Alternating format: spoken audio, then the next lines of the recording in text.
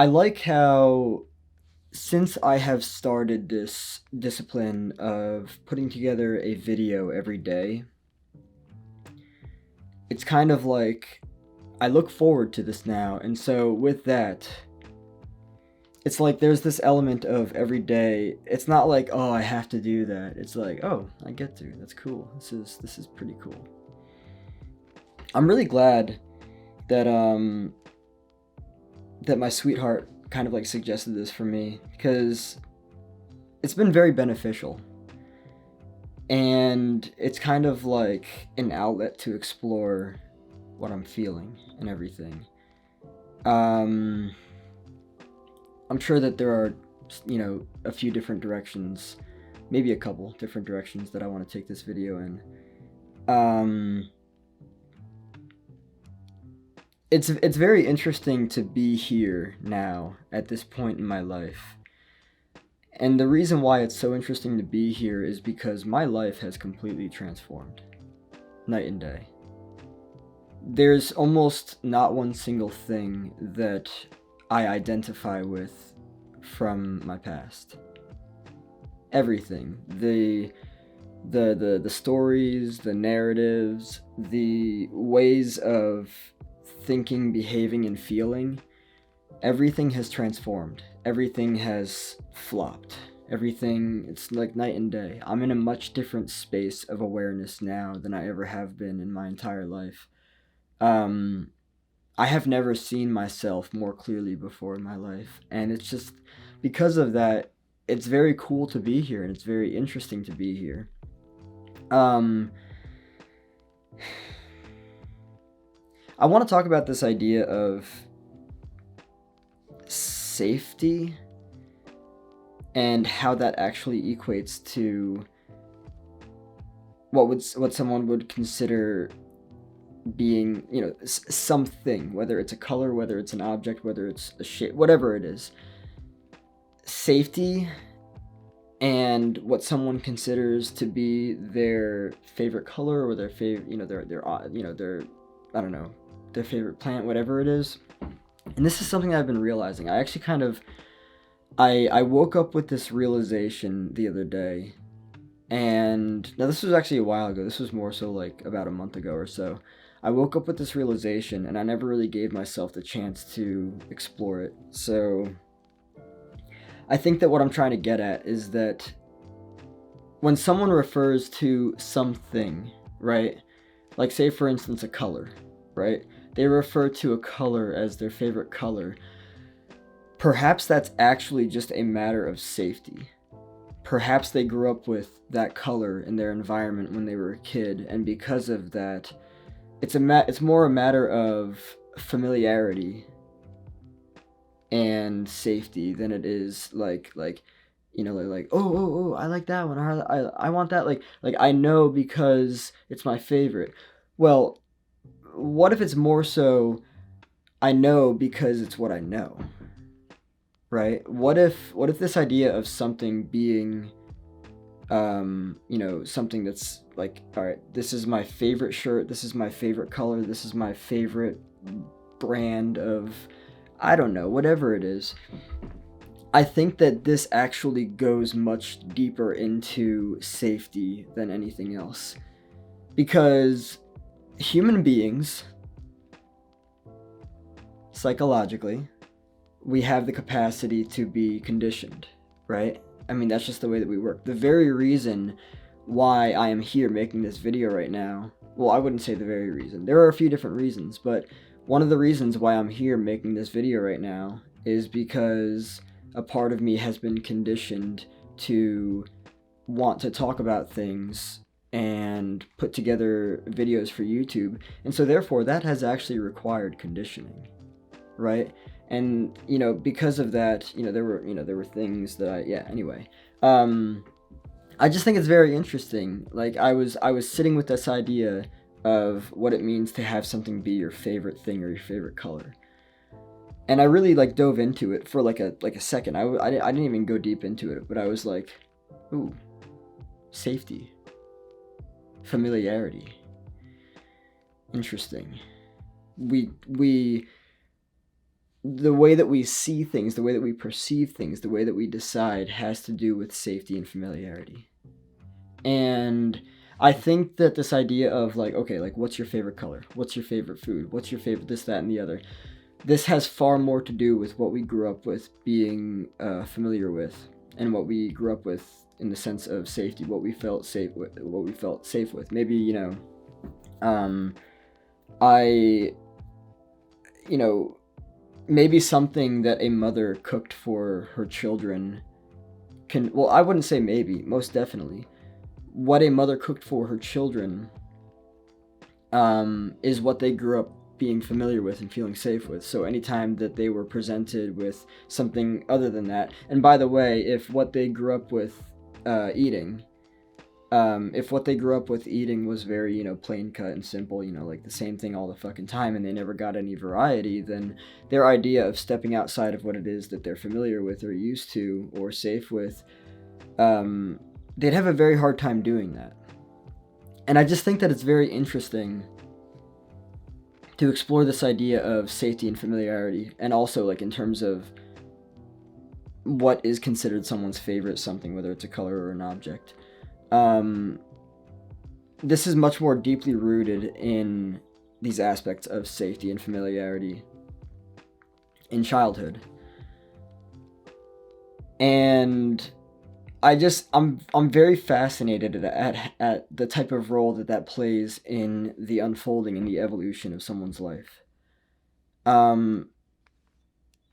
If all you see growing up is gray, right? And you never see blue or yellow or red or, turquoise or, whatever it is. If all you know how to do is, walk and you never run, like, your life's going to look a very specific way. And it's very interesting now that I'm seeing it, as I was literally just putting that thought process together. Now I'm seeing it. This is so obvious it's ridiculous, but what we grow up with, whether it's a variety or a lack thereof, conditions us entirely. So this goes beyond what is considered someone's favorite. Like, all of this stuff dictates somebody's life, unless, of course, at some point down the line, they end up kind of like opening their eyes a little bit more and then realizing, oh wow, there is more than just gray. There is, there's purple, blue, orange, yellow. Oh wow, I can run. I don't just have to walk. Oh, and me running gets me to a place faster, right? Oh, me stepping outside of gray helps me to see people in a different way, right? And I think that that's very interesting. And, when it comes down to it, let me just make this very clear. The brain is not designed for change. The brain hates change. But that doesn't mean that in psychology there's this term called the adaptation response. We have the capacity to adapt to change. If it happens enough, habit, of course, if it happens enough, it will begin to like reform, remold and everything and become something new. But I'm very interested in how much, I'll talk a little bit more about this idea of something being someone's favorite, and then I'll talk a bit more about potential and like change and growth and everything. So yeah, this idea of something being someone's favorite, whether it's a color or an object, it has far more to do, from what I'm understanding right now, it has far more to do with safety and familiarity within deeply rooted childhood experiences, right? Because when we're in childhood is when we're like the most vulnerable. We're just, we're eyes full of wonder. We're like, what the fuck is going on, right? And then we're relying on, our parents, the people around us, to guide us and everything. And anyway. I'm fascinated by how much it has, from what I'm understanding now, so much less to do with this actual idea of something being someone's favorite and more of a matter of it to do with it being a sense of safety and familiarity for them. Because, like, if you dive into it and you start asking questions, well, why is this your favorite color, right? Why is red your favorite color? Why is blue your favorite color? Why is, I don't know, gold your favorite color? And then when they dive into it, they'll be like, "Oh, well, I had blue walls in my room when I was a kid." It's like, "Oh, okay. That sounds to me like safety and familiarity. That sounds to me like comfort." And that's okay. There's nothing wrong with that. It's just that it's very interesting to look at it in the aspect of this has far more to do with safety and familiarity than, safety, familiarity, and comfort rather than a conscious decision, like an actual conscious decision, like, oh, like, why do I like this color? Why do I enjoy this color so much? Why do I put it on a pedestal above everything else? And then it's like, oh, okay, this has far more to do with what I'm used to, safety, comfort, familiarity, than anything else. I should bring this up to my sweetheart. That would be, I should bring this up with my sweetheart. There we go. That'd be a cool thing to talk about with her.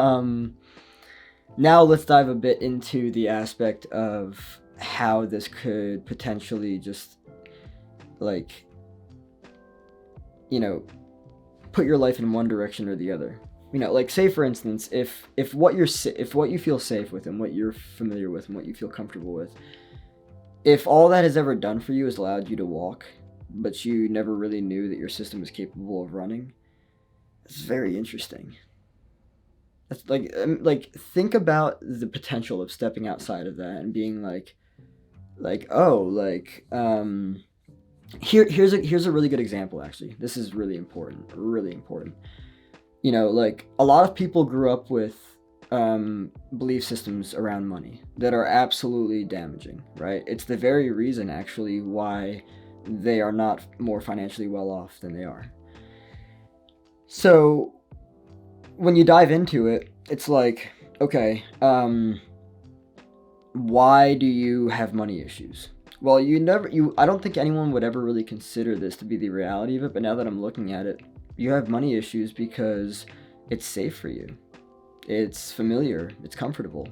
You were told early on in your life that money doesn't grow on trees, that it's hard to come by, that there's not a lot of it out there, so you might as well not even bother trying to go after it, right? Yeah, so this idea of, money scarcity, it all comes down to comfort and familiarity. Like, when you look closely at it, and here's the interesting part, when you look closely at it, and you see everything in full detail, you see everything clearly in fine detail. This is why I argue so much for seeing everything clearly in fine detail. For what it is, not for what someone else is trying to make it look like, but for what it is.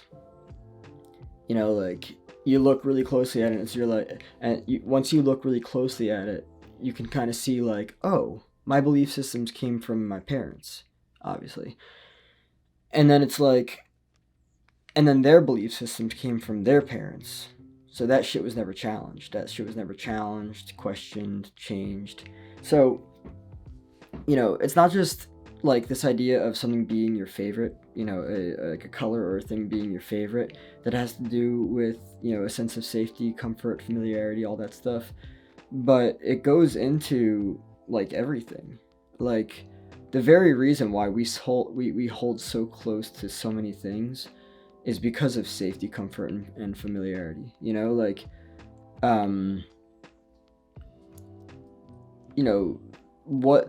whatever path you decide to go with in life, safety, comfort, familiarity. Unless, of course, something happens in your life and you become deeply fucking aware, right? And then, as you become deeply fucking aware, you start to look at things in your life. Like, maybe say, for instance, you were previously doomed to this path that had nothing but blinders, right? You couldn't see anything outside, right? And then something, it doesn't matter what it was, it influenced you. What's the word for it? It inspired you, it opened your mind, it enlightened you, and you saw things in a different way. Maybe like, oh, why have I stuck with the color red my entire life? Or why the fuck have I stuck with the color, I don't know, deep ocean blue for my, oh, that was that was the color of my room, and that's safe, and that's, this, that, and the other. But it can, it can be translated into money issues and everything, right? Like, oh, why the fuck have I struggled for decades with money issues?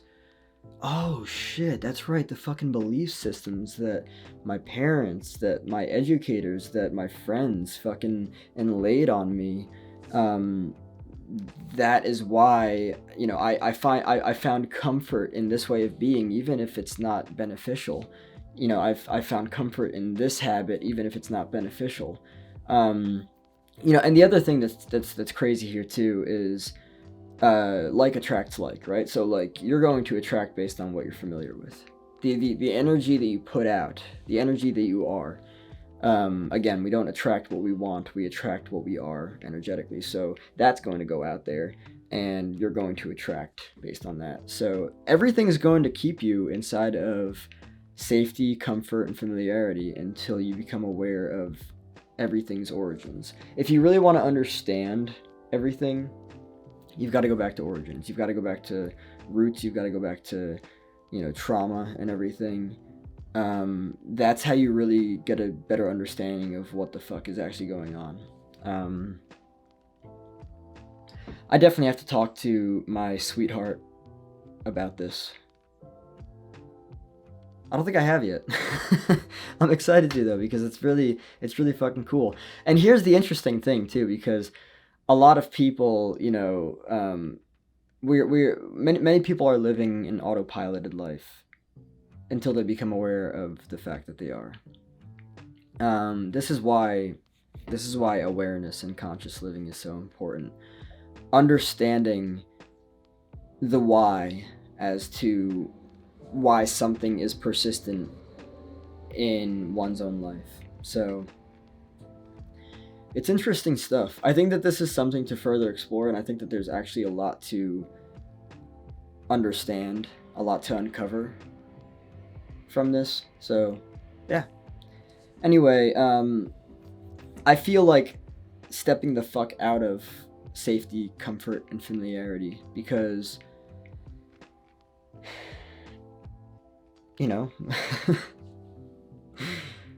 what else is there? And it's funny that I say that, if you caught that. I feel like stepping out of safety, comfort, and familiarity, because what else is there? That's pretty cool.